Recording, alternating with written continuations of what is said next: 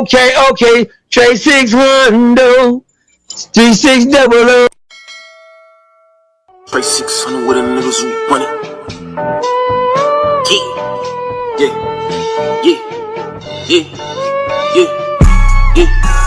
Trey 600, 3600.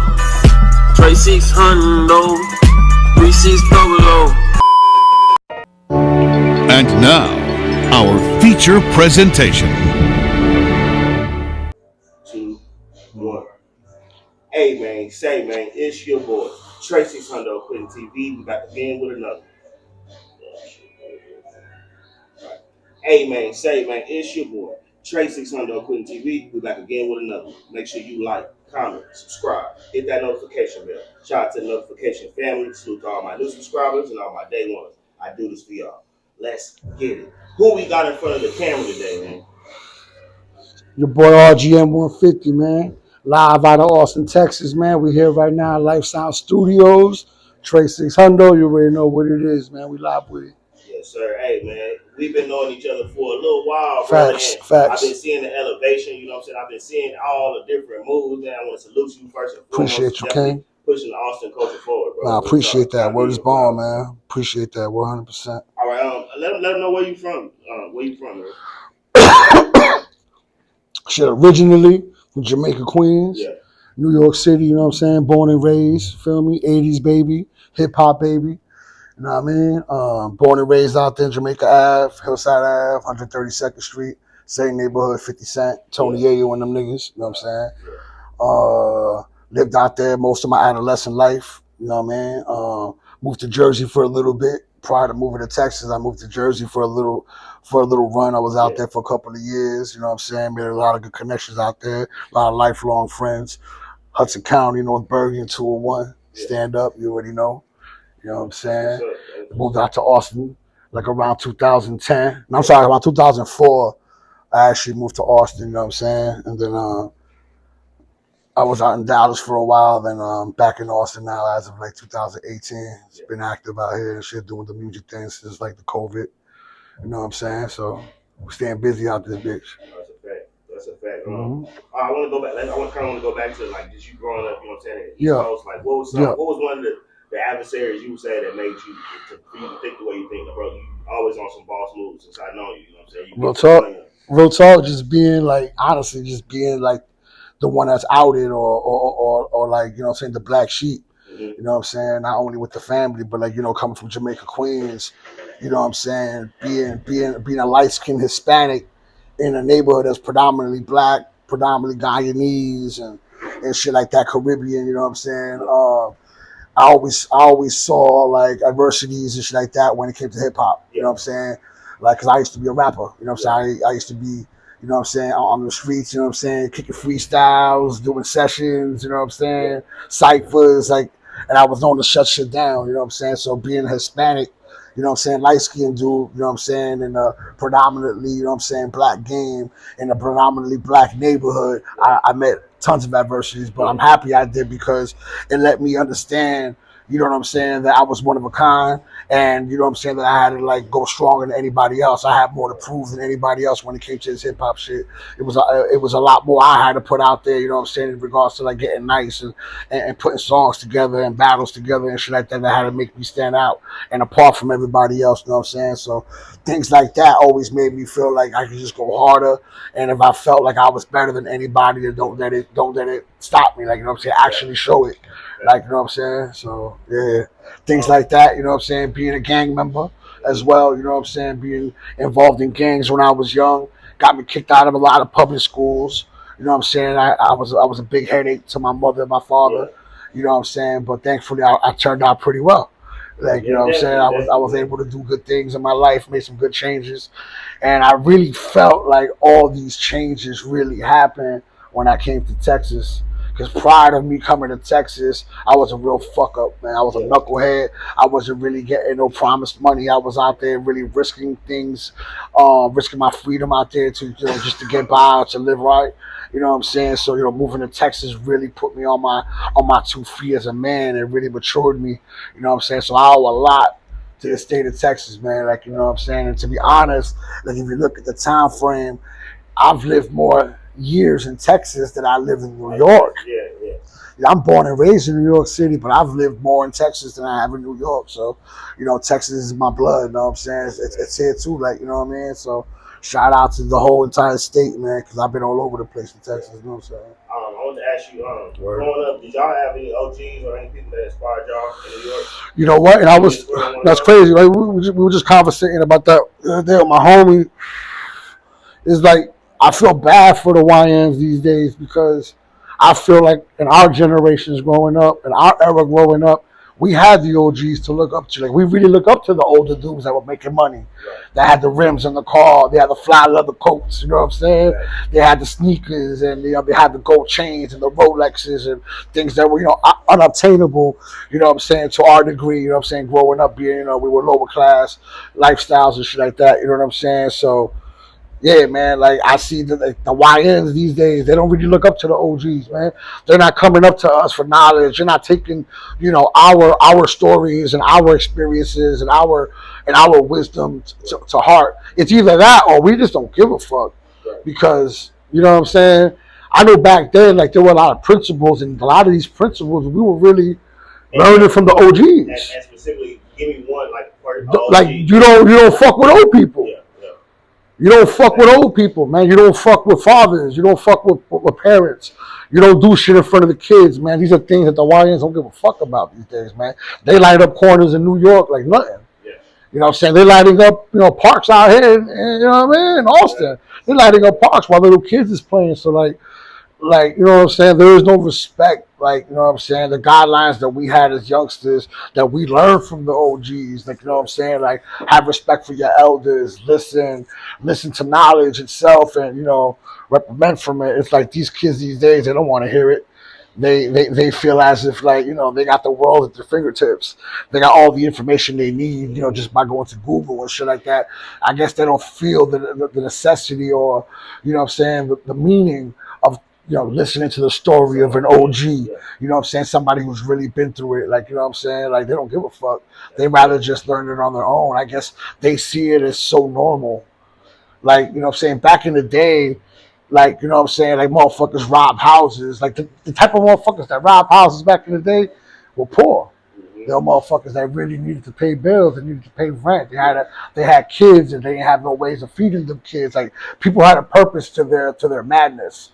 Like, now it's just cause, like, yo, fuck, I want to rob that house and take everything homie worked his whole life for, run in there and take that shit in 2 minutes.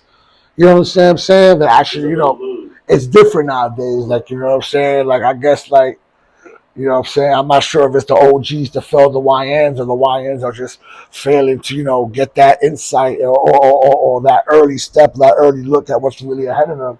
You know what I'm saying? So it was crazy because that's really what our conversation was about. Me and the homie, like, these YNs are doomed in that sense. Like, and that's why platforms like yours and situations like this, and, you know what I'm saying, platforms like that are really out there, really getting the essence of, like, the streets and everything like that are good, because hopefully somebody takes note of something that's said on this.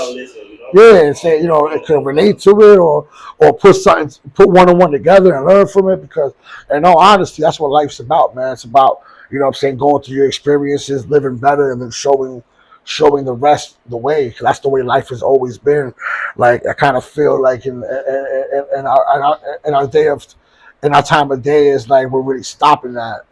Like, it's like, you know what I'm saying, like, man, like, you know what I'm saying, when's the new Malcolm X ever going to come out? When's the new Dr. King going to come out? You know what I'm saying? When's the new anybody going to come out? Like, I don't see these YNs moving themselves into politics and making a real change for life. You know what I'm saying? I think it's just going to get worse, and the world's going to get crueler, and I think the public's going to become more numb to it. Like, things like back in the day that would cause mass hysteria with news, just like today is just like a whatever thing. I can go right now and, like, literally scroll down and see bombings in Lebanon and Syria that just killed 15 kids, and to me that's like nothing anymore. I scroll past it. We're not even reading into it anymore. When back, in the 80s or 90s and stuff like that, there were really serious topics that people took serious, and, like, the world used to mourn together. Like 9/11, being an 80s baby, and me living out there, I actually saw 9/11. So like, unlike other people who lived my generation that wasn't really there, I actually experienced 9/11. Like I lived at the time, I lived in North Bergen, New Jersey, and anybody who knows Hudson County, New Jersey, it's built on a cliff. And what separates Manhattan and that cliff is the body of water that we call the Hudson River. You know what I'm saying? So it's a plain view sight of the whole downtown, midtown, and all that. You know what I'm saying? So when the planes hit, I actually was able to get a glimpse of that shit. Like I actually traveled to Boulevard East, which is the street on the cliff, and actually saw the buildings come down, my dog. Like it was a day I'll never forget. You know what I'm saying? But I bring that up because when I was there, I witnessed something that I probably never witnessed again. And it was like when that first building went down, it was so shocking to everybody. It was like a sense of silence that just passed through everybody. And that silence felt like it was forever. And it was really like a minute or two long until like somebody broke the silence with crying. And all of a sudden you heard a lot of crying and screaming and, you know, and shit like that. You know what I'm saying? But like, I feel like that was then. That's what, 2001? You know, here we are, you know, 24 years later, you know, decades later, you know what I'm saying? Exactly, something 2026. You know, here we are 25 years later, and I feel like we're desensitized. Like, it's a different culture now. It's a different fucking earth. It's a different, like, point of direction, different point of view. The kids they're different, man. Like, you know, so yeah. So the OGs, man, yes, there was a lot of stuff that I learned from them, man. Like, you know, being the fact that, you know, we was youngsters and we were doing stupid shit. They made sure we respected the elders. If they saw us out of line, they put us back in line. You know what I'm saying? Or just, you know, being there at that time, it was just like learning things from the older niggas was special. Like there wasn't things that, you know, a lot of people didn't have fathers. So they turned to the street. That's why a lot of motherfuckers in New York, not in New York, but in the inner cities, for say, they turn to gangs. You know what I'm saying? Because they need that goal. They need that model, role model. They need that father figure or that OG figure in their life to kind of like, you know what I'm saying? And yeah, man, that's not the stuff these days, bro. Trey 600, hey, this the drop right here. If you ain't with it, you getting dropped, baby. Get with it before you get left behind, baby. Yes, sir. Hey. Chill with it, do the CSGM and ATX, you know what I'm saying? Got about 6 white girls in the condo. Head honcho, sold a nigga 9 like Rondo. Matter of fact, after that, had to call a nigga Trey 600. You know what I'm talking about? Get you some real footage, man. Some real shit, some real quality filming going down. That's what the business is. ESG, HUC, I said that. Yes, sir. Bow. Trey 600. Trey 600. You see his Hundo. Did I do it right? Trey 600. Scumbag. Sir, y'all know what it is. Coalition DJ Fame out here on 6th Street. Yes, My brother Trey 600. Quinn TV. I love you, brother. Keep doing your motherfucking thing, man. I know the motherfucking vibe. We turning the motherfucker up. Y'all know what it is. Trey 600. Yeah. What's up? It's your boy OG T Will. You know, Funky Town Finest, man. Y'all subscribe to my channel, T Will 817. I heard with Trey 600, man. Y'all subscribe to him too. You hear me? Where the content is always hot, baby. Y'all nigga go fuck with my boy Trey 600, man. Y'all Yes, nigga sir. go shout out my merch. You feel me? Cut different merch. Yes, sir. Y'all tap in. Straight up. Yep. Hey, man, like I said, it's real good. Fuck with supporters, man. No bullshit. I was Niggas ain't walking, I walking. just seen my boy. I say, damn, that's my boy Trey 600. That shit That's crazy. a fact. Though. That's a fact. Hey, man. nah, for real though, this for anybody out there. I ain't gonna lie. If you wanna go start that channel, go start that bitch. I'm telling you, this a little binder right here. This is a sign right here. Facts. Alright. Big building, nigga. Trey 600, nigga. In the building, nigga. Talk to me. I talk back. Hey. Here we got a Trey 600.